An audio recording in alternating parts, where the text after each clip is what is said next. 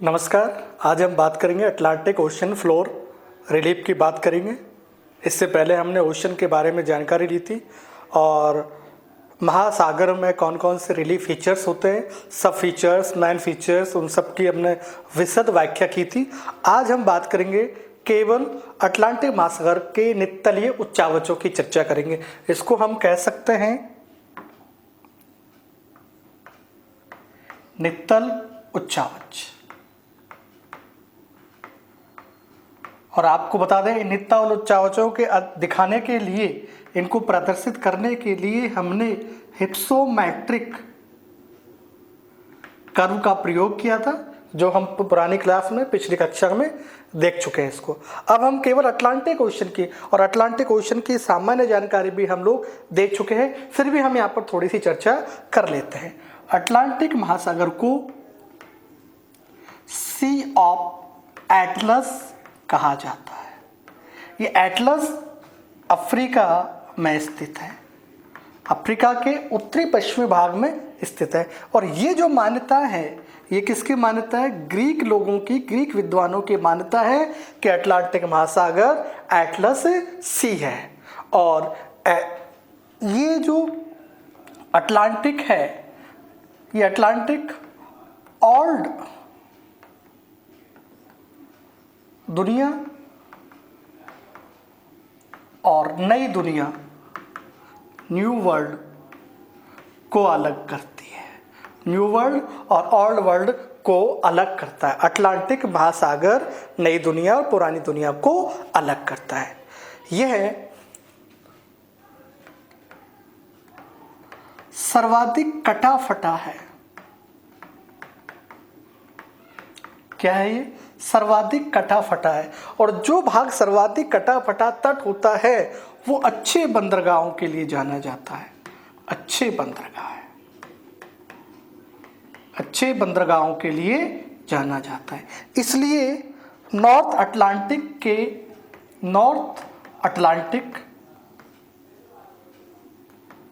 के जो पोर्ट है वो सारे के सारे पोर्ट क्या कहलाते हैं?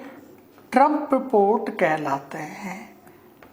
ऐसा नहीं आप इसको कहीं वो मान लो डोनाल्ड ट्रंप के आधार पर रखा गया नाम, नहीं। ट्रंप पोर्ट का मतलब होता है महत्वपूर्ण पोर्ट होता है, तो इन्हें ट्रंप पोर्ट भी कहा जाता है। यहाँ नॉर्थ अटलांटिक में एक रोचक जानकारी और देख लीजिए।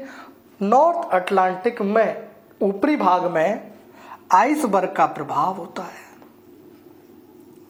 आइसबर्ग का प्रभाव होता है। आइसबर्ग यानी बर्फ का जो सिला टुकड़ा है, जो ग्रीनलैंड या आर्कटिक महासागर से टूटकर समुद्र में आ गए, जिसका 9 भाग नीचे और 1 भाग ऊपर होता है, आइसबर्ग कहा जाता है। और इसी आइसबर्ग से टाइटैनिक जहाज छत विच्छित हो चुका था और ये बहुत बड़ा एक हादसा हुआ था टाइटैनिक। तब से ये आइसबर्ग को बड़ा चर्चा में आ गया था। तो यहाँ पर ट्रंपों पर आइसबर्ग का भी प्रभाव होता है। फिर भी ये महत्वपूर्ण बंदरगाह है। आइसबर्ग के कारण आइसबर्ग से ये प्रभावित होते हैं। यह ग्लोब का 1/6 भाग है, जबकि महासागर का या पैसिफिक ओशियन का 1/2 भाग है। और केवल लैंड पार्ट की बात करें तो लैंड पार्ट का यह 1/3 है या 1/3 पार्ट है। यानी लैंड का ये पैसिफिक का 1/2 और ग्लोब का 1/6 भाग है। और प्रशांत महासागर के बाद सामान्य जानकारी देखें। प्रशांत महासागर के बाद दूसरा गहरा महासागर है। गहरा महासागर है दूसरा गहरा महासागर के उत्तरी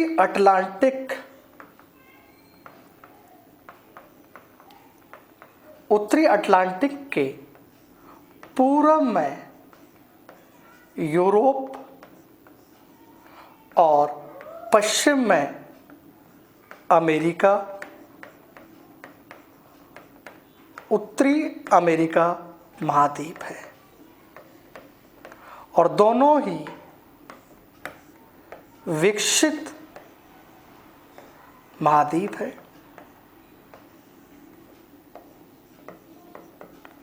विकसित महाद्वीप है, इसलिए इस महासागर से संसार का सर्वाधिक व्यापार होता है। दुनिया का सबसे व्यस्तम मार्ग, दुनिया का सबसे व्यस्तम मार्ग भी उत्तरी अटलांटिक महासागर में है। अब आपसे कोई पूछे क्यों सबसे ज़्यादा व्यस्तम है, वो आप बता सकते हैं। सबसे पोर्ट भी यहाँ पर सबसे अच्छे पोर्ट भी है। क्यों है? क्योंकि तट कटा फटा है। अब दूसरी जानकारी और देखें, दोनों तटों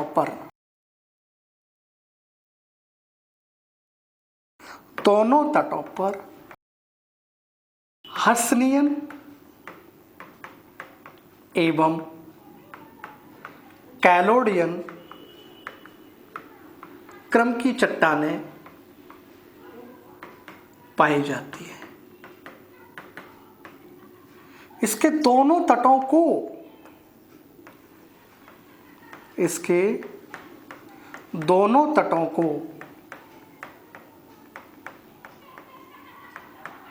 आपस में मिलाया जा सकता है। आपस में मिलाया जा सकता है, लेकिन थोड़ा बहुत स्पेस रह जाता है जिसे जिग्सा फिट कहते हैं।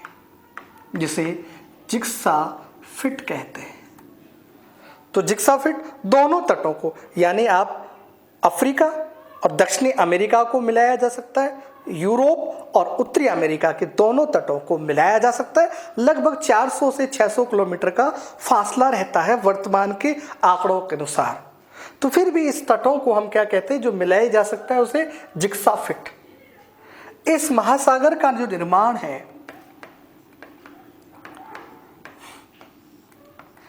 प्लेट टेक्टोनिक्स थ्योरी के अनुसार महाद्वीपीय अपसरण के कारण हुआ है।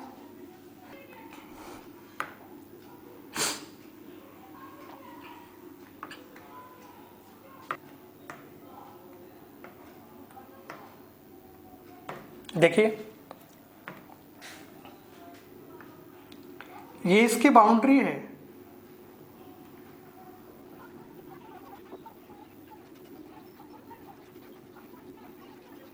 ये इसकी बाउंड्री है।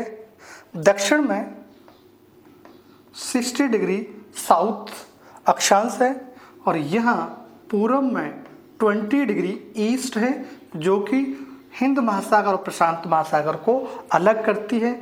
और पश्चिम में 70 डिग्री वेस्ट, जो कि प्रशांत और अटलांटिक महासागर को अलग करती है। और ऊपर 60 डिग्री नॉर्थ है लगभग, लेकिन फिर भी यह नॉर्वेजियन सागर होने के कारण इस वाले भाग को 70 डिग्री ये थोड़ा सा नॉर्थ तक चले गया है, यानी यहाँ पर ये 70 डिग्री नॉर्थ जा चुका है। और ये भूमध्य सागर, बाल्टिक सागर, हडसन की खाड़ी, इनको भी इसमें शामिल किया गया है। अब देखें, इसके पूर्व में ये कौन सा है? अफ्रीका महाद्वीप है और यहाँ एटलस माउंटेन, इसी के आधार पर इसको सी ऑफ एटलस कहा जाता है। और ये है यूरोप महाद्वीप, ये है उत्तरी अमेरिका महाद्वीप और ये है दक्षिणी अमेरिका महाद्वीप। इसके दोनों ओर इन दोनों तटों को आपस में मिलाया जाता है, इसलिए तो इसे जिग्सा फिट कहा जाता है। सवाल पूछा गया है किस महासागर में या किस महासागर के तटों को जिग्साफिट कहा जा सकता है? तो अटलांटिक महासागर है। अब यहाँ पर एक द्वीप है, ये रहा, इस द्वीप को कहते हैं बूवेट द्वीप कहते हैं, बूवेट द्वीप। कौन सा द्वीप है? बूवेट द्वीप। बूवेट द्वीप टाई जंक्शन पॉइंट है, यानी जहां तीनों प्लेटें आकर मिलती है। कौन कौन सी प्लेटें हैं? देखिए, पहला दक्षिणी अमेरिकी प्लेट, दूसरा अफ्रीकी प्लेट और तीसरा अंटार्कटिका प्लेट। ये तीनों प्लेटें यहाँ पर आकर मिलती है, तीनों का जॉइंट है, इसलिए इसे कहते हैं tri junction point of Atlantic oceans plate. तो बूवेट द्वीप इसका क्या है? ट्राई जंक्शन बिंदु है। इस बूवेट द्वीप से और उत्तर में यहाँ तक, इसकी यहाँ तक चलते हैं, लेकिन अब यहाँ पर हमें दिखाना पड़ रहा है, जाते हैं यहाँ तक है। तो इसकी जो वो है 14,400 किलोमीटर है, यानी नॉर्थ टू साउथ इसका एक्सटेंस 14,400 किलोमीटर है। अब इसकी एवरेज गहराई में ज्ञात करूँगा इसी आंकड़े से। देखिए 4,475 मीटर इसकी एवरेज गहराई है, एवरेज डेप्थ। अब आपसे कोई पूछे कि एवरेज डेप्थ कितनी है अटलांटिक महासागर की, तो आप बता सकते हैं बड़े प्यार से 4,475 मीटर एवरेज डेप्थ है। और चौड़ाई लंबाई कितनी है, यानी नॉर्थ टू साउथ 14,400 किलोमीटर। अब देखिए, जैसे जैसे ये विषुवत रेखा है, ये आप देख रहे हैं इक्वेटर लाइन है। विषुवत रेखा से नीचे वाला जो भाग है साउथ अटलांटिक, ऊपर वाला भाग है नॉर्थ अटलांटिक। नॉर्थ अटलांटिक में सीमांत सागरों की अधिकता है, ये देख रहे हैं ये सागर है, सीमांत सागरों की अधिकता है, जबकि दक्षिणी अटलांटिक में सीमांत सागरों का अभाव पाया जाता है। किस महासागर में किस महासागर के दक्षिणी भाग में या किस महासागर में सीमांत सागर का भाव पाया जाता है? दक्षिणी अटलांटिक महासागर में सीमांत सागरों का भाव पाया जाता है। नेक्स्ट, यहाँ से ये साउरॉक अंतरीप है, मैं पुरानी कक्षा में बता चुका हूँ। साउरॉक अंतरीप से लाइबेरिया तक की जो डिस्टेंस है वो है 2,850 किलोमीटर है। हो सकता है कई किताब वाले 2,650 किलोमीटर भी लिख देते हैं, लेकिन एक्यूरेट 2,850 किलोमीटर होती है। अब 35 डिग्री दक्षिणी अक्षांश, तो ये 30 और ये 35, तो 35 डिग्री अक्षांश के बीच अफ्रीका और दक्षिणी अमेरिका के जो बीच जो फासला है वो है 5,920 किलोमीटर है। और नॉर्थ डिग्री अक्षांश के निकट इनके जो बीच की दूरी है वो है 4,800 किलोमीटर। और कैप हॉर्न, यहाँ पर कैप हॉर्न है, देखें कैप हॉर्न अंतरीप से यहाँ पर उत्तम आशा अंतरीप या कैप हॉप गुड हॉप, इनके बीच की जो डिस्टेंस है ये डिस्टेंस है 6,500 किलोमीटर। सामान्यतया विषुवत रेखा से उत्तर की ओर जाने पर संकीर्ण हो जाता है, जबकि दक्षिण की ओर जाने पर ये चौड़ा हो जाता है। दोनों तटों पर हर्सनियन और कैलोडियन काल की चट्टानें हैं। दोनों का तट अधिक कटा फटा है। ये दुनिया का सबसे व्यस्तम मार्ग उत्तरी अटलांटिक में पाया जाता है। ओके, तो ये हमारा क्या है, अटलांटिक महासागर की जो सामान्य जानकारियाँ थी वो हो चुकी है हमारे पास। अब क्या करेंगे हम लोग, देखें। ओके, ये कंप्लीट हो गया। अब देखें, अब हम इसके नित्तल उच्चावच, कौन कौन से नित्तल हैं उनका अध्ययन करेंगे हम लोग। नित्तल या रिलीफ फीचर्स। तो पहले मेन फीचर्स, महाद्वीपीय मग्न तट, महाद्वीपीय मग्न तट, इसके बाद महाद्वीपीय मग्न ढाल, कॉन्टिनेंटल स्लोप, तीसरा है अबेशियल प्लेन, इसको कहेंगे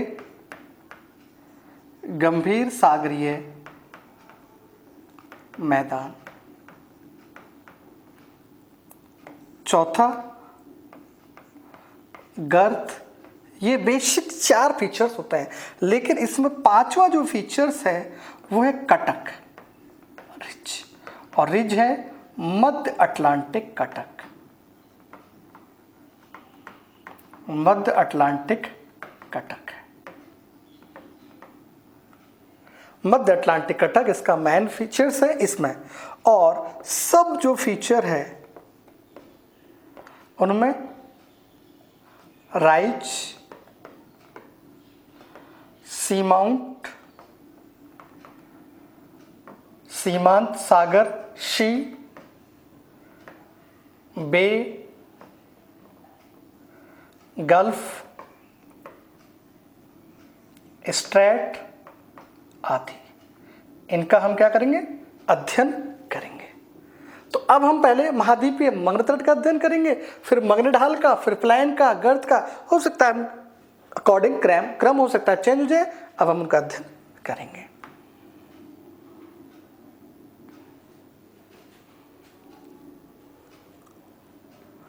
ये मैप है,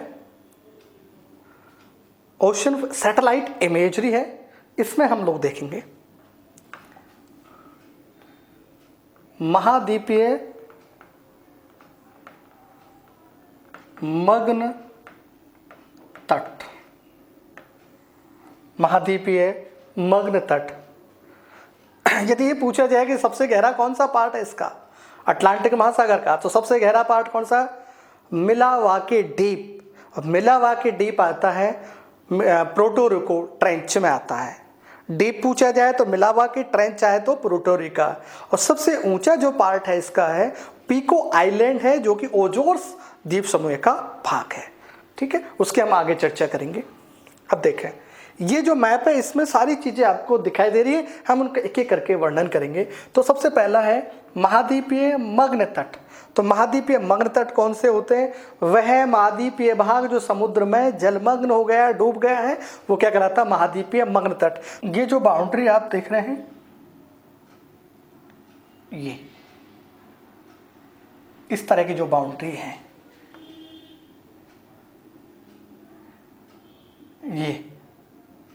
ये जो आप बाउंड्री देख रहे हैं, ये मग्न तट है। तो मग्न तट, यूरोप का मग्न तट चौड़ा है, उत्तरी अमेरिकी महाद्वीप का मग्न तट चौड़ा है। इसको कहा जाता है न्यूफाउंडलैंड, न्यूफाउंडलैंड। और इसका दूसरा नाम है ग्रांड बैंक। ये है डागर बैंक, पश्चिमी यूरोपीय मग्न तट, या ब्रिटिश महाद्वीपीय मग्न तट। ब्रिटिश महाद्वीपीय मग्न तट चौड़ा है। तो ब्रिटिश महाद्वीपीय या यूरोपियन, पश्चिमी यूरोपियन महाद्वीपीय मग्न तट या न्यूफाउंडलैंड मग्न तट, इसका चौड़ा मग्न तट है। इसी के साथ आइसलैंड का जो मग्न तट है वो भी चौड़ा है, ग्रीनलैंड का जो मग्न तट है वो भी चौड़ा है। और यहाँ आप जो अफ्रीका में चलते हैं तो अफ्रीका के ये बिस्के की खाड़ी, ये बिस्के की खाड़ी है,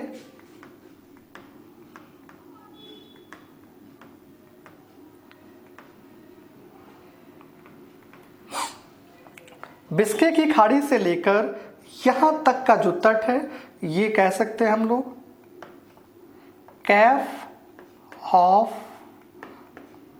good Hope, Cape of Good Hope. ये वाला जो तट है ये कैसा है? संकीर्ण। अर्थात हम कह सकते हैं अटलांटिक महासागर का पूर्वी जो तट है वो पूर्वी मग्न तट संकीर्ण है। ठीक है, पूर्वी संकीर्ण है। इसी प्रकार ब्राजील का मग्न तट भी, ये देख रहे हैं आप लोग, ब्राजील का मग्न तट भी संकीर्ण है। अफ्रीका का मग्न तट संकीर्ण, ब्राजील का तट संकीर्ण। इसी प्रकार अर्जेंटीना का जो तट है वो चौड़ा होता जाता है, और अंटार्कटिका और दक्षिणी अमेरिका के मध्य ये जो तट है ये चौड़ा है, महाद्वीपीय मग्न तट चौड़ा है। इसी पर ही यहाँ पर एक कटक इसको कह दिया जाता है, स्कोशिया कटक, स्कोशिया प्लेट की संज्ञा भी दे देते हैं। तो इन दोनों के बीच में यानी दक्षिणी अमेरिका, यानी यहाँ से हम बात करें ब्यून आर्म्स के बारियो, ये जो तट है यहाँ से, और अंटार्कटिका की बात करें तो यहाँ पर मग्न तट कैसा हो जाता है, चौड़ा हो जाता है। अमेरिका के उत्तरी पूर्वी, तो अमेरिका के उत्तरी पूर्वी जो मग्न तट है वो भी कैसा है, चौड़ा है। तो चीजें क्लियर, महाद्वीपीय मग्न तट। अब देखें जो संकीर्ण है वो है 2 से 4 किलोमीटर है। कौन कौन से हैं? अफ्रीका,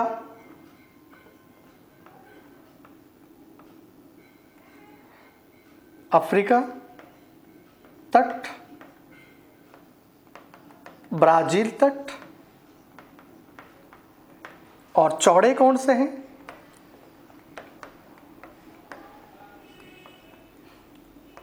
न्यूफाउंडलैंड तट,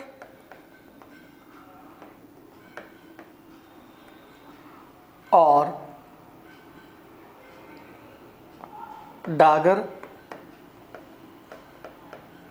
बैंक, अर्थात ब्रिटिश आइलैंड महाद्वीपीय मग्न तट चौड़े हैं। अब इसी के बाद आती है मग्न ढाल की चर्चा करते हैं। महाद्वीपीय मग्न ढाल, तो महाद्वीपीय मग्न ढाल सबसे ज़्यादा महाद्वीपीय मग्न तट किसके पास है? अटलांटिक महासागर में। महाद्वीपीय मग्न ढाल किसके पास ज़्यादा है? अटलांटिक महासागर में ज़्यादा है। अब देखिए किनका ज़्यादा है? पूरे संसार में यहाँ पर एक द्वीप है सेंट हेलेना। ये देखिए, आप देख रहे हैं ये वाला पार्ट, सेंट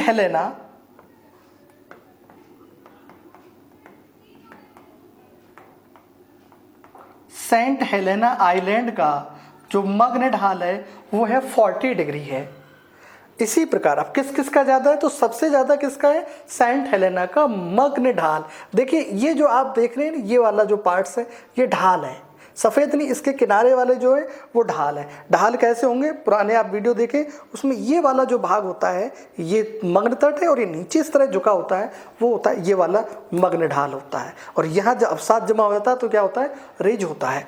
तो ये वाला आइलैंड है सेंट हेलेना, 40 डिग्री है, कई जगह इसको 62 डिग्री भी लिखा हुआ लोगों ने, 60 डिग्री। इसके बाद ये कैप वर्डे सेकेंड पोजीशन पर आता है, कैप वर्डे का स्थान।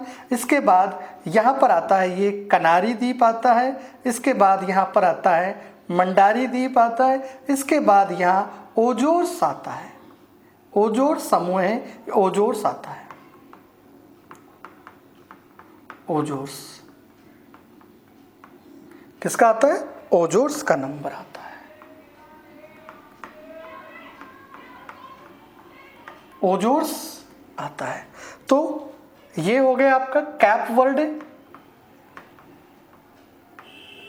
ये हो गया आपका, ये पूरा समूह है, ऐसा नहीं अकेला है। कनारी द्वीप समूह, ये मंडारी द्वीप समूह है, ये सेंट हेलेना, यहाँ पर भी ये द्वीप है। तो द्वीपों का जो मग्न ढाल है वो ज़्यादा है, और मग्न तट जो महाद्वीप के मग्न ढाल हैं वो साधारण है, और द्वीपों के मग्न ढाल तीव्र हैं। ओके, अब इसके बाद हम बात करेंगे कटक की चर्चा करेंगे। मध्य अटलांटिक कटक, मध्य अटलांटिक कटक, ये मध्य अटलांटिक कटक दुनिया के महासागरों में सबसे महत्वपूर्ण है। क्या? सबसे महत्वपूर्ण है ये। इसका जो आकार है एस शेप का है। चलें पहले तो अब आकृति दिखा दे। ये देखिए इसकी जो आकृति है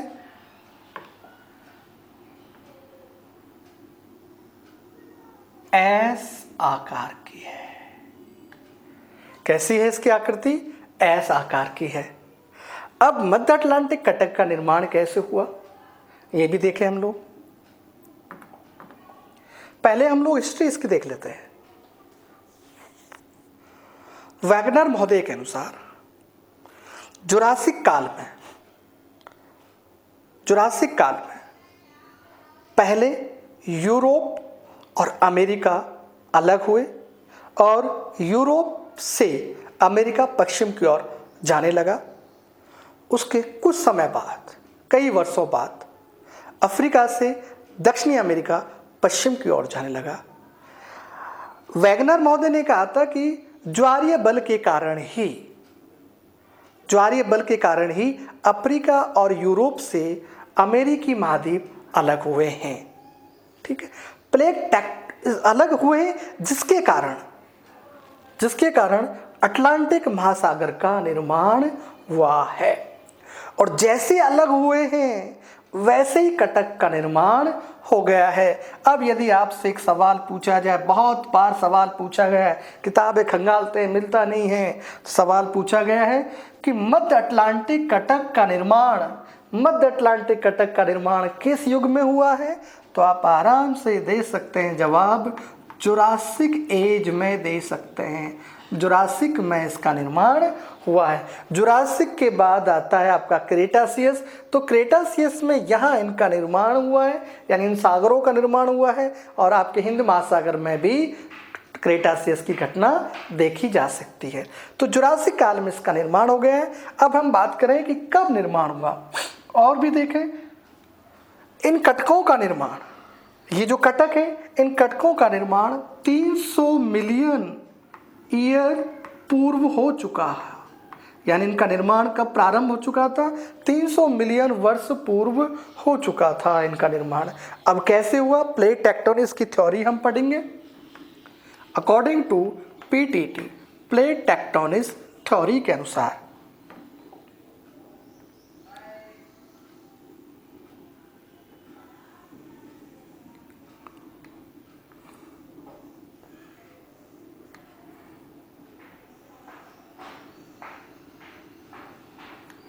ये हमने प्लेट बना दी, एक सिंगल प्लेट, दूसरी प्लेट, तीसरी प्लेट।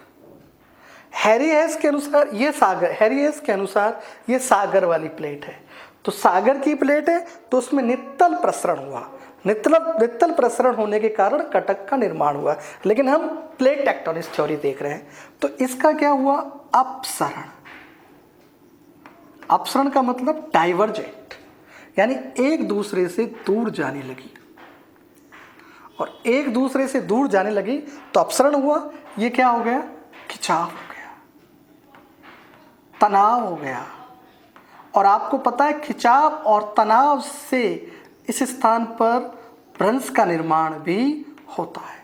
तनाव और खिंचाव से, टेंशन से फॉल्ट का निर्माण भी होता है। ध्यान रखें। तो यहाँ पर खिंचाव हुआ, भ्रंश भी बना, और यहाँ पर ये प्लेट इधर आ रही है और ये प्लेट इधर जा रही है। तो इन दोनों के बीच कौन सी घटना हुई है? अभिसरण की घटना हुई है। और इसी प्रकार इन दोनों के बीच कौन सी घटना हुई है?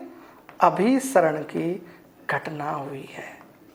ठीक है, जब क्योंकि ये प्लेट खिसकेगी तो दोनों प्लेटों पर दबाव लगेगा, तो क्या होगा? अपसरण। अब क्या होता है, ये मेंटल वाला पार्ट है। इस मेंटल से, यहां से कमजोर भाग से लावा बाहर निकलता है, या संवेदनीय तरंगों के माध्यम से ये भाग ऊपर उठ जाता है और कमजोर होकर भ्रंश तनाव होकर चटक जाता है। और यहाँ से लावा दोनों दिशाओं की ओर बहने लगता है, पूर्व की ओर और पश्चिम की ओर बहने लगता है। और ये जो कहाँ से आया? लावा मेंटल से आ रहा है। ये मेंटल है, ये आपका सियाल है, या कह सकते हैं क्रस्ट है, और ये क्या आपका मेंटल है। इस मेंटल से आ रहा है लावा। तो इस मेंटल से जब लावा आ रहा है, और ये लावा कौन सा है? बसाल्ट है। और बसाल्ट लावा दोनों तटों की ओर पूर्व की ओर जा रहा है और पश्चिम की ओर जा रहा है और बीच में इस प्रकार कटक बन गया है, ऊपर निकल गया है। अब ये जो कटक बन गया है तो दोनों सिरे बन रहे हैं और बीच में ये आप देख रहे हैं, ये बीच में क्या बन गई, घाटी का निर्माण हो गया। और कौन सी घाटी है, भ्रंश का हुआ है, तो ये बीच में भ्रंश घाटी होगी और ऊपर भाग उभरे हुए पर्वत की तरह से तीक्ष्ण नुकीले के रूप में निकले हुए। तो इस प्रकार ये हमारे कटक का निर्माण होता है। तो देख लीजिए आप इमेज में आप देख रहे हैं, इसी प्रकार ये कटक का निर्माण हुआ है। ओके, आप देखें जैसे पृथ्वी गति कर रही है, गति करते ये मेंटल प्लूम बन गया। क्या बन गया आपका, मेंटल प्लूम। तो पृथ्वी के अक्षीय गति के कारण मेंटल प्लूम भी अक्षीय गति करता है और धीरे धीरे अपने स्थान से थोड़ा सा खिसकता जाता है। इसलिए अब जो देख रहे हैं तो ये जो मेंटल प्लूम है वो कहाँ खिसकते जा रहे हैं, जो हॉट स्पॉट वो अफ्रीका यूरोप की ओर खिसकते जा रहे हैं पृथ्वी की घूर्णन गति के कारण। कई बार सवाल पूछा गया है। ओके, अब देखें जब यह प्लेट दूसरा देखें,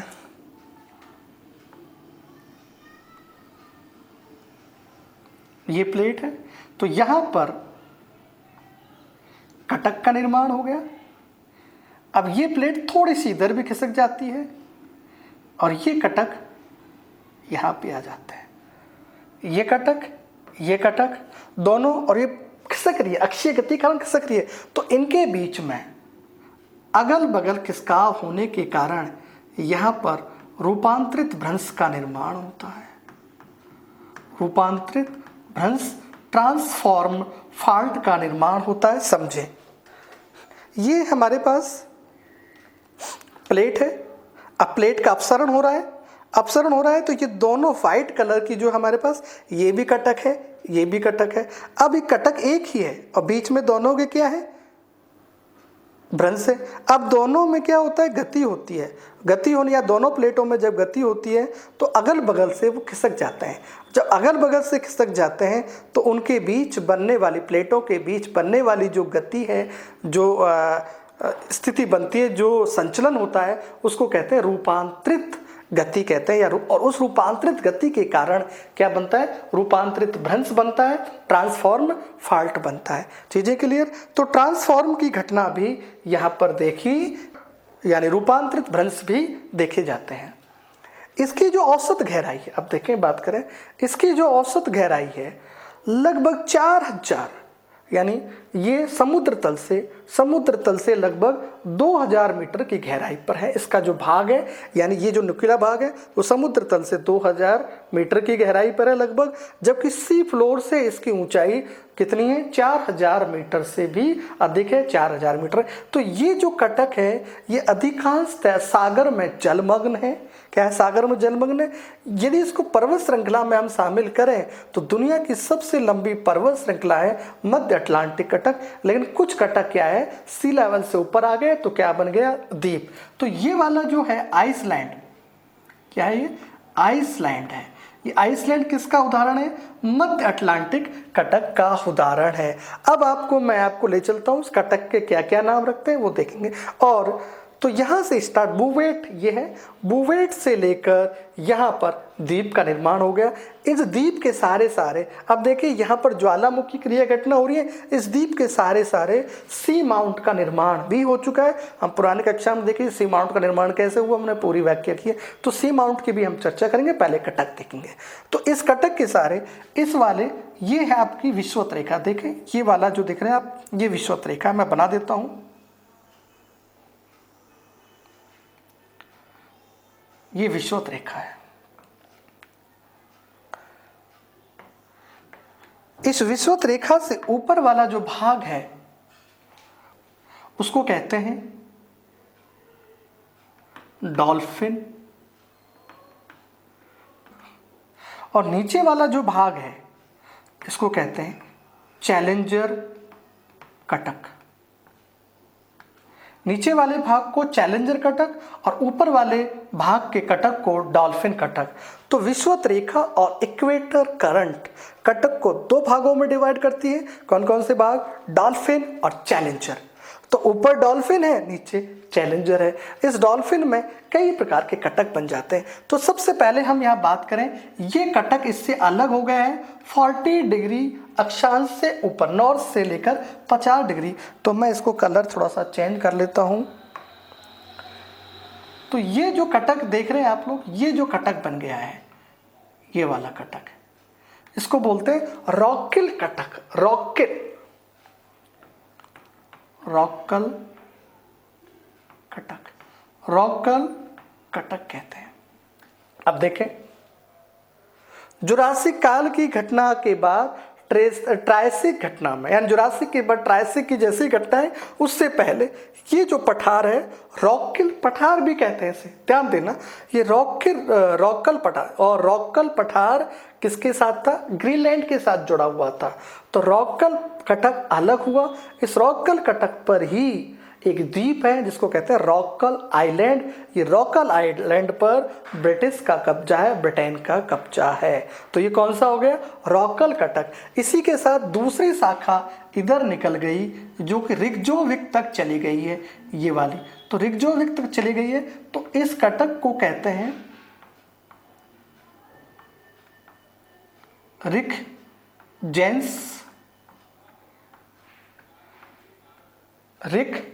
जेंस या रैकल जेंस कह सकते हैं। रैकल जेंस कटक कहा जाता है। और ये रिग्जोविक के यहाँ राजधानी है, रिग्जोविक आइसलैंड की, इसके आधार पर इसको रिग्जोविक कटक भी कह सकते हैं, रिगजेंस कटक भी कहते हैं। तो ये वाला कटक है। अब आप अपनी किताब में देखना चाहेंगे, आप ये मिलेगा, आपको नहीं मिलेगा, ठीक है, किताबों में नहीं मिलेगा, आप कोई भी बुक्स पढ़ें। इसके बाद आइसलैंड और ये स्कॉटलैंड, इसके बीच फिर एक कटक है, ये वाला कटक। इस कटक को ये देखें, मैं यहां ले आता हूं। इस कटक को विविल टॉमसन कटक कहा जाता है, विविल टॉमसन कटक। और ये कटक है लगभग 50 डिग्री नॉर्थ अक्षांश के पास। तो 50 पूछा गया, 50 डिग्री नॉर्थ अक्षांश के पास कौन सा कटक है? Weevil Thomson Cuttack. किसके बीच है विविल टॉमसन? आइसलैंड और स्कॉटलैंड के बीच का जो कटक है उसे हम कहते हैं विविल टॉमसन कटक, ठीक है। इसके बाद आइसलैंड और ग्रीनलैंड के बीच ये जो है, यहाँ पर उभार है, दोनों कटक मिल रहे हैं, हालांकि दोनों में दरार है, ध्यान देना, दोनों में दरार है। तो कई बार क्या करते हैं, इस जगह पर जो दरार बना हुआ है उसको प्लेटू का, इस स्थान को, दोनों के स्थानों को क्या कह देते हैं? कई बार प्लेटू कह देते हैं। और प्लेटू कह देते हैं तो ये कौन सा प्लेटू बन गया? टेलीग्राफ पठार। टेलीग्राफ पठार। मैं आपको फिर दोबारा ले चलता हूं। इसे टेलीग्राफ पठार क्यों कहते हैं? सबसे पहले ब्रिटिश से लेकर और उत्तरी ब्रिटिश से अमेरिका के बीच एक टेलीग्राफ लाइन बिछाई गई थी, तो इसी का अनुसरण करते हुए लाइनें बिछाई गई थी। तो इस वाले स्थान को क्या कहते हैं? टेलीग्राफ का पठार भी कह देते हैं। फिर इसके बाद ये वाला जो कटक आप देख रहे हैं, ये देख रहे हैं, ये वाला जो कटक है, यहाँ से ये जो कटक निकल के जा रहा है 40 डिग्री आसपास है। तो इस कटक का जो नाम रखा गया उसे कहते हैं न्यू फाउंडलैंड कटक। न्यू फाउंडलैंड कटक कह दिया, तो उसका क्या नाम हो गया? न्यू फाउंडलैंड कटक हो गया। कई जगह मैं देखता हूँ उसका लिखते हैं न्यू फाउंडलैंड उभार। भैया उभार का मीनिंग समझिए, राइज का मीनिंग समझ के आइए, फिर उभार लिखना, उभार पढ़ना। उभार होता है ये वाला भाग, देखिए ये उभार है, क्योंकि ये मग्न ढाल है और ये उभार है। तो इसको यदि हम कहना चाहें तो ये वाला जो पार्ट है ये उभार है। मैं इसको दूसरे कलर से शो कर रहा हूं। तो ये जो है ये उभार है। क्या है? ये उभार है। इस उभार को अब आप कह सकते हो न्यू फाउंडलैंड उभार। न्यू फाउंडलैंड उभार अब कह दीजिए आप इसको राइज कह दीजिए, नो प्रॉब्लम। किताबों में देखेंगे आप लोग, पढ़िए, किताबों छोड़िए, चीज़ें देखिए कितना डिफरेंट आ रहा है। फिर बोलते हैं साहब हमें एग्जाम में सवाल पूछे, कहाँ से आ गया? इसलिए नहीं आता हमें।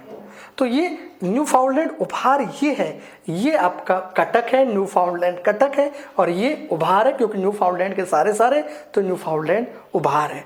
इसके बाद अब चलते हैं हम लोग इधर, ये जो एरिया देख रहे हैं, ये पूरा का पूरा आप एरिया देख रहे हैं, ये कटक है, ये पूरा आप इस और गया पूरा कटक, ये जो कटक गया, इस कटक का नाम रख दिया ओजोस कटक। मैं यहां ले चलता हूं,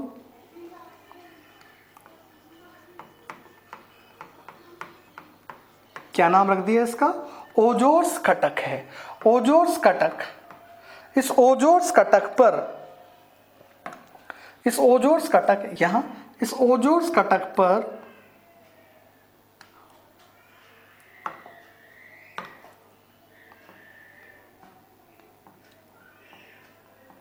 यहां पीको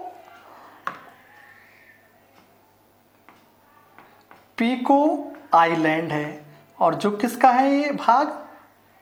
पुर्तगाल का इस पर कब्जा है, और ये ओजोर्स कटक है। ओजोर्स पिको के नाम से जाना जाता है।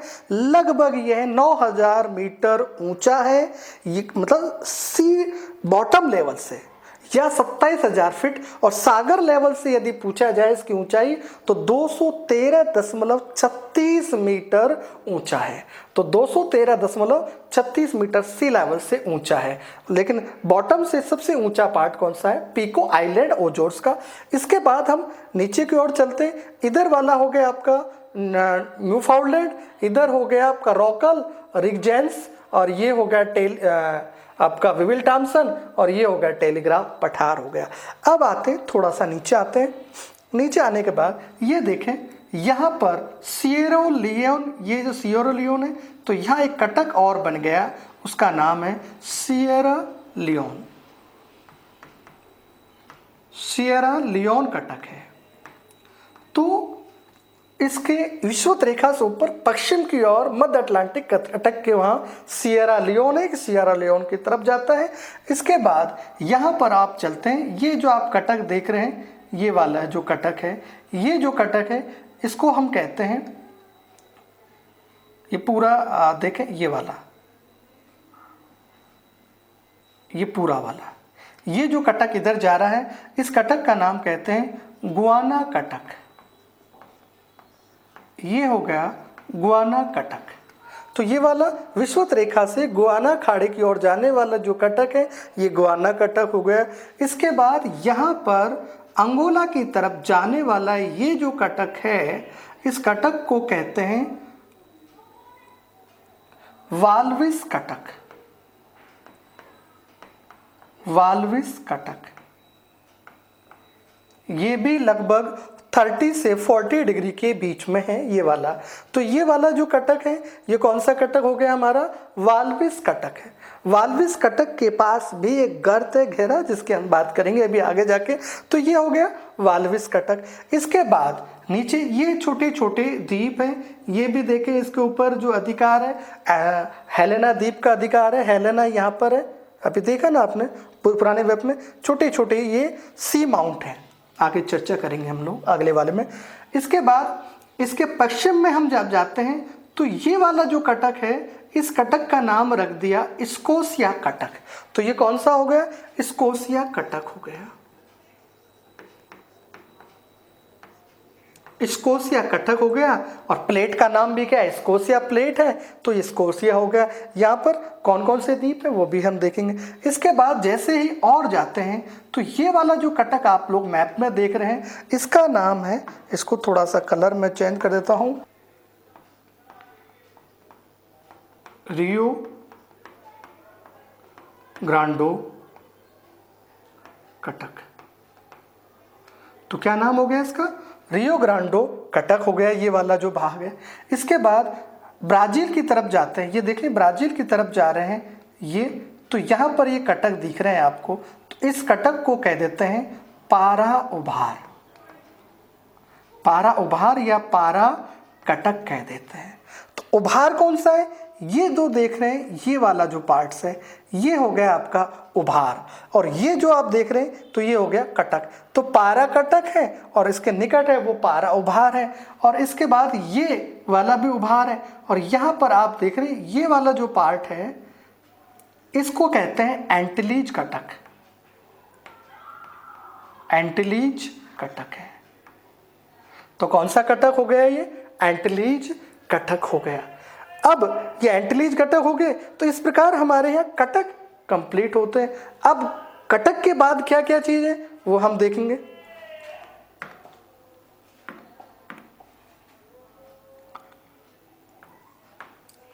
सी माउंट और बेसिन की स्टडी कर रहा हूं। बेसिन का मतलब होता है द्रोणी, ठीक है।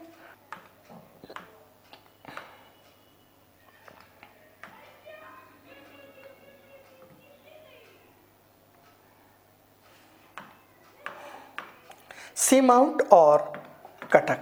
तो देखें, सबसे पहले हम सी माउंट देख लेते हैं। तो ये छोटे छोटे देख रहे हैं, ये आपके सी माउंट है, ये सी माउंट है, ये भी क्या है? सी माउंट है। और यहाँ पर ये भी सी माउंट है जो कि बाहर निकल गया।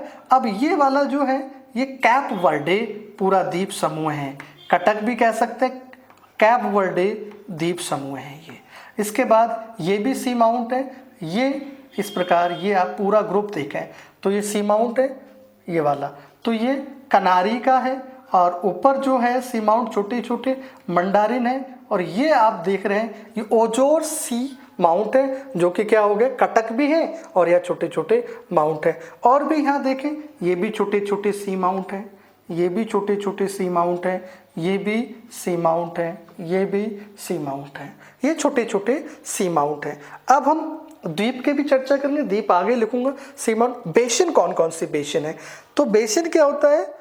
रिज में, यानी अबेशल प्लेन और रिज राइज, अबेशल प्लेन और राइज में जो उथली हुई संकरी गहरा पार्ट होता है उसे हम क्या बोलते हैं? द्रोणी बोलते हैं। तो सबसे पहले यहाँ पर हम चलते हैं। तो ये द्रोणी आप देख रहे हैं बीचों बीच बह रही है, ये द्रोणी है।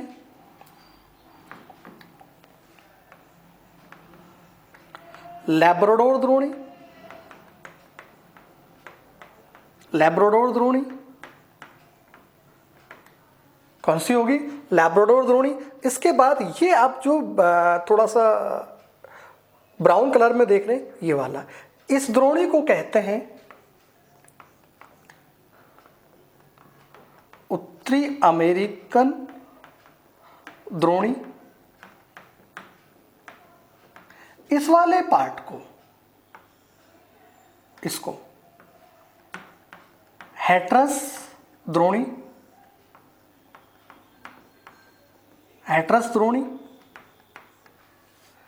इसके बाद हम आ जाते हैं, ये कैरिबियन सागर है, इसके यहां पर जो गहरा सा है वो हो गया आपका एंटिलीज द्रोणी।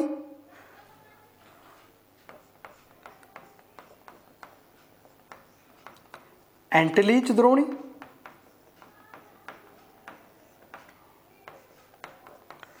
इसके बाद यहां पर हम चलते हैं, ये देख रहे हैं ब्राउन कलर है, तो इसको हम कह देते हैं ब्राजील द्रोणी। ब्राजील द्रोणी। यहां पर फिर आते हैं, ये वाला पार्ट आप देख रहे हैं ब्राउन कलर है, इसको हम कहते हैं अर्जेंटीना द्रोणी।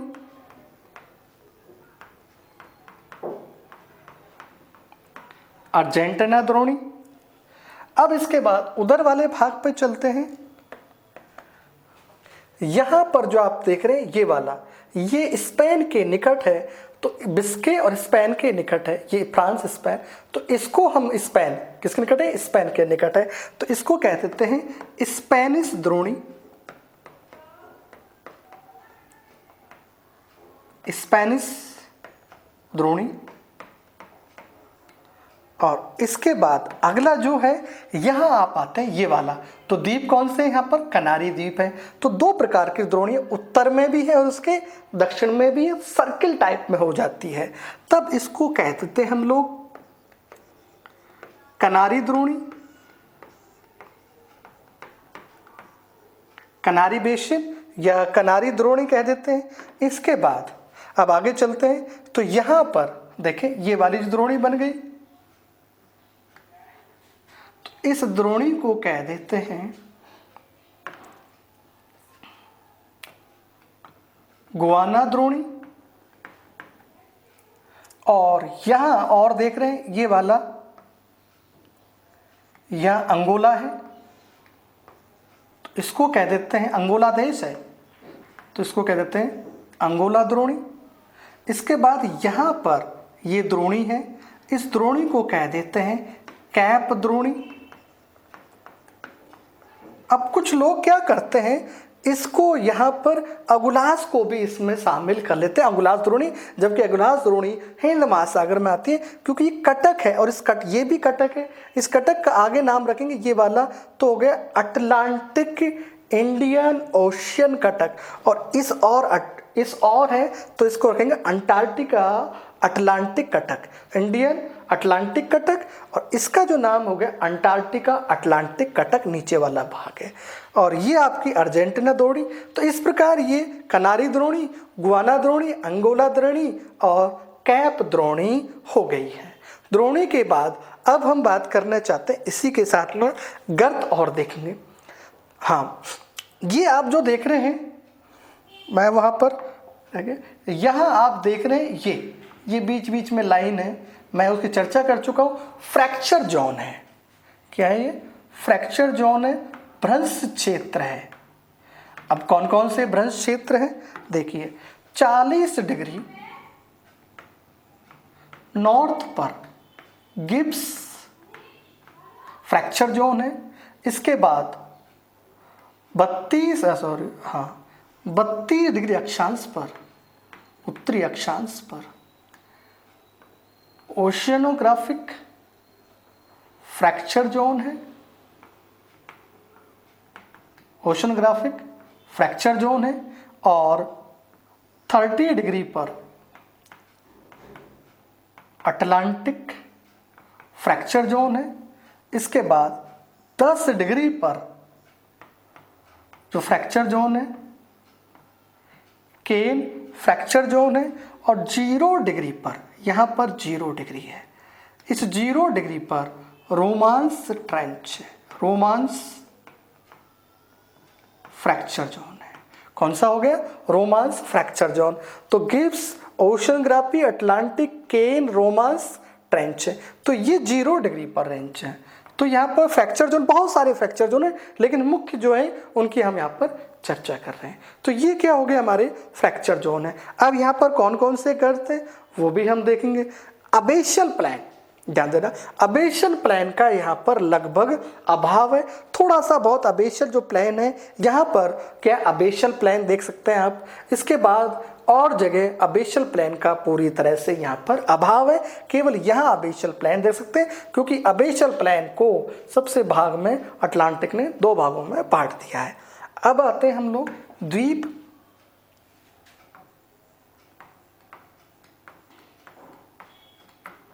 सीमांत सागर,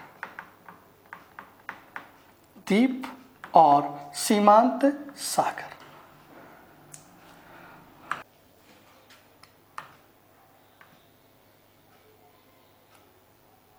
द्वीप और सीमांत सागर, तो इसमें 8 सीमांत सागर हैं। सागर और धरातल के बीच वह सागर पार्ट जो धरातल से जुड़ा हुआ है उसे बोलते हैं मार्जिनल सी या सीमांत सागर कहा जाता है। तो कौन कौन से सीमांत सागर हैं? पहले नंबर पर आप चलें, ये मेडिटेरियन सी का पूरे जो पार्ट से छोटे छोटे इनके साथ ब्लैक सागर भी जुड़ा हुआ है, तो ये सीमांत सागर, भूमध्य सागर 1। और इसके बाद यहाँ पर बाल्टिक सागर है 2, बाल्टिक को और नॉर्थ सी जोड़ता है तब इसको कह देते हैं बाल्टी में कील अड़जा दीजिए तो वो हो गए कील नहर। और ये हो गया इसके ब्रिटिश के पश्चिम वाला जो हो गया नॉर्थ सी हो गया। इसके बाद स्कैंडिनेविया के निकट में ये वाला जो भाग है ये हो गया आपका नॉर्वेजियन सागर, नॉर्वेजियन सागर, नॉर्वेजियन सागर। इसके बाद आइसलैंड और ग्रीनलैंड के बीच संधि है, उसको कहते हैं डेनमार्क जल संधि कहते हैं। और इसके बाद यहाँ पर ग्रीनलैंड और इनके बीच ये जो है लैब्राडोर, इसके बीच जो है तो इसको कहते हैं हम लोग डेविस जल संधि। और ये लैब्राडोर सागर है और ये हडसन की खाड़ी है। हालांकि ये भी सागर है लेकिन ये हडसन खाड़ी है। क्या फ़र्क है खाड़ी और गल्फ और बे में, क्या फ़र्क है वो भी हम बता चुके हैं पुरानी कक्षा में। ध्यान देना, जिसका मुख संकीर्ण होता है वो तो गल्फ होता है, जिसका मुख चौड़ा होता है उसे कहते हैं बे कहते हैं। इसके बाद आते हैं हम लोग, तो ये हो गए हमारे सीमांत। इसके बाद यहाँ पर कैरेबियन सागर है और ये जो है गल्फ ऑफ मैक्सिको है। यहाँ पर एक ट्रेंच और है कीमन ट्रेंच, ये कीमन ट्रेंच है जो हम रह चुके हैं तो हमसे केमन कटक है, यहाँ पर केमन कटक है। और ये हो गया आपका कैरेबियन सागर है। और ये जो आप देख रहे हैं इस मैप में ये अटलांटिक रिज है, ये रॉकेल कटक और ये रॉकेजेंस कटक है। तो ये कटक हो गए हमारे। इसके बाद ये पर देखिए वाल्विस कटक है, कटकों को हम लोग पढ़ चुके हैं। अब यहाँ इन दोनों को अलग कर रही है, प्रशांत और महासागर को जोड़ रही है थल संधि, उसका नाम क्या है पनामा। यहाँ इन दोनों को जोड़ रहा है इसको, तो ये है ड्रेक पास। अभी हाल ही में चर्चा रहा है ड्रेक पास, अटलांटिक और पैसिफिक को यहाँ जोड़ रहा है ड्रेक पास। ठीक है, अब सागर दक्षिणी भाग में सीमांत सागरों का अभाव है, उत्तर में सीमांत सागर 8 सीमांत सागर हैं। अब द्वीप कौन कौन से हैं देखिए, यहाँ पर जो द्वीप है इस वाले पर, यहाँ ये वाला, यहाँ पर रॉकल द्वीप, सटलैंड, अर्कनीज द्वीप, ब्रिटिश आइलैंड, ये पूरा ब्रिटिश आइलैंड है, ये फोरस आइलैंड है, ये आइस आइलैंड है, ये ग्रीनलैंड है, ये न्यूफाउंडलैंड, ये भी क्या है द्वीप समूह है न्यूफाउंडलैंड। ये है ग्रेटर एंटिलीज जिसका पूरा समूह कहते हैं हम वेस्ट इंडीज का है, जैमका, क्यूबा, ये सब वेस्ट। यहाँ फ्लोरिडा, ये बर्मुडा और ये प्रोटोरिका, इन दोनों को तीनों को आपस में मिला देते हैं प्रोटोरिको ट्रेंच। यहाँ पर प्रोटोरिको ट्रेंच और इन दोनों तीनों को बर्मुडा और फ्लोरिडा, इन तीनों को मिलाते हैं तो बर्मुडा ट्रायंगल हो जाता है। इसके बाद हम चलें तो यहाँ सेंट हेलेना द्वीप, ये डिस्कवरी आइलैंड, ये केप बेसिन हो गया। यहाँ पर और चलें, ये रहा, कहाँ ये रहा, ये वाला जो द्वीप है वो है त्रिस्ता दा कून्हा द्वीप है। ये मैरिट्रियर आइलैंड है और ये कटक की हम बात कर लिए। ये स्कोशिया आइलैंड है, तो यहाँ पर जॉर्जिया, दक्षिणी जॉर्जिया है। नीचे हम चलेंगे तो दक्षिणी अर्कनीज द्वीप भी है, इसमें शो नहीं हो रहा है, दक्षिणी अर्कनीज है, ये रहा दक्षिणी साउथ अर्कनीज है। और यहाँ पर स्कोशिया, प्लेट स्कोशिया है, ये फॉकलैंड द्वीप समूह है, ये रियो ग्रांडो बेसिन भी है, रियो ग्रांडो उभार है, तो रियो ग्रांडो उभार है। और ऊपर थोड़ा सा यहाँ पर आए तो पारा उभार है। तो ये क्या हो गया हमारे यहाँ पर इस प्रकार के द्वीप है। ये हो गया आपका कैप वर्डे, ये हो गया आपका कनारी, ऊपर हो गया मंडारी, ये हो गया ओजोर्स हो गया, इस प्रकार के द्वीप हैं। अब हम गर्त की बात करें, डीप और ट्रेंच की बात करें। देखिए ट्रेंच होती है इस प्रकार या इस प्रकार अर्धवृत्ताकार, और डीप होता है गहरा बिंदु। तो इस महासागर का सबसे गहरा जो बिंदु है वो है, अगले मैप में देखें, इस महासागर का सबसे जो गहरा बिंदु जो है, गर्त है, वो है यहाँ पर। ये देख रहे हैं आप लोग, ये ब्लू कलर में, तो इसका नाम है Puerto Rico trench. Puerto Rico trench सबसे गहरा ट्रेंच है, ट्रेंच। इसमें डीप है, लगभग 5 डीपों की खोज की गई है, जिसमें सबसे गहरा जो डीप है उस डीप का नाम है मिलीवाकी डीप। मिलीवाकी डीप, तो सबसे गहरा जो पार्ट्स है वो हो गया मिलीवाकी। ट्रेंच पूछा जाए तो प्यूर्टो रिको ट्रेंच है। और यहाँ पर फिर एक ट्रेंच है, इसके थोड़ा सा ऊपर चलेंगे हम लोग, यहाँ पर, यहाँ है नेरेस ट्रेंच। ये नेरेस ट्रेंच है। और इसके यदि विषुवत रेखा के निकट हम देखेंगे, विषुवत रेखा है तो यह सबसे गहरा वाला पार्ट है निकट, तो इसको हम कहते हैं रोमांस। यहाँ किनारे पर है, ये रोमांस ट्रेंच है। Puerto Rico, Nereis, romance trench है। इसके बाद यहाँ अंगुला, ये यहाँ पर देखें तो ये वाला जो गहरा सा पार्ट है इसको जॉर्जिया, दक्षिणी जॉर्जिया ट्रेंच कह देते हैं। दक्षिणी, ये वाला दक्षिणी जॉर्जिया ट्रेंच है। और यहाँ पर एक गहरा पार्ट्स और आ जाता है इस बिंदु पर, यहाँ पर गहरा है, तो इसको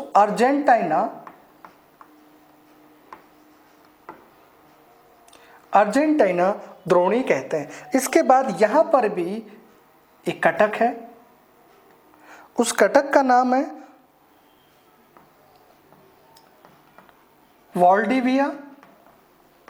वाल्डिविया कटक है। इसके बाद यहाँ और एक वो है वेमा डीप। वेमा गहराई या ट्रेंच है। इसी के बाद फिर आता है बुकानन डीप, बुकानन गर्त है। तो यहाँ पर अब देखिए, यहाँ पर एक द्वीप है, ये आप लोग द्वीप देख रहे हैं, यहाँ ये द्वीप है। इस द्वीप को, फ्लोरिडा को और प्यूर्टो रिको को मिला देते हैं तो बरमूडा ट्रायंगल बन जाता है, जिसके बारे में अभी भी रहस्य बरकरार है। ये कैरिबियन सागर है।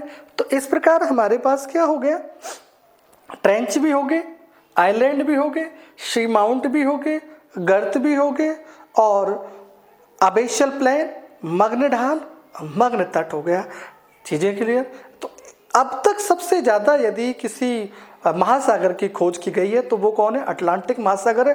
1872 चैलेंजर अभियान के बाद इसमें बहुत सारी खोज की गई है, अभी भी खोज होती रही है। हमारे पास जो अध्ययन है इसमें हिंदी और इंग्लिश दोनों में हमारे पास जो लिटरेचर है वो हम इस वीडियो के साथ डाल देंगे, आप अपलोड कर लीजिए। ठीक है, नमस्कार, धन्यवाद।